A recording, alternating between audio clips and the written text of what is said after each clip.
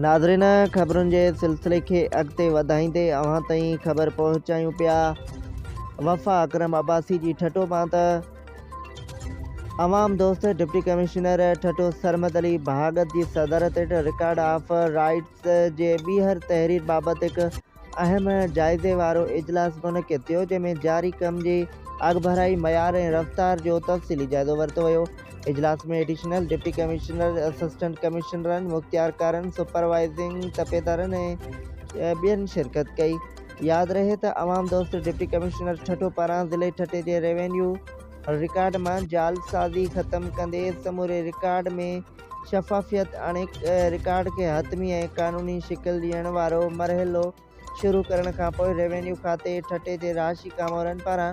62 सियासी बहतरनि जी आशीर्वाद सां गुज़िरियल 20 सालनि खां कयल जालसाज़ी ऐं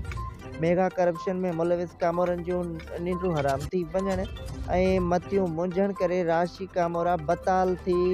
पलटियूं खाइण जो पुण छिरकंदड़ इंकशाफ थियो आहे। होॾां अवाम दोस्त डिप्टी कमिश्नर सरमद अली भागत सभिनी लाॻापियल ऑफिसरनि खे सख़्त हिदायतूं ॾींदे चयो आहे त रिकॉर्ड ऑफ राइट्स जे दुरुस्तगी, शफ़ाफ़ियत ऐं वक़्त सिर तकमील खे हर सूरत में यकीनी बणायो वञे।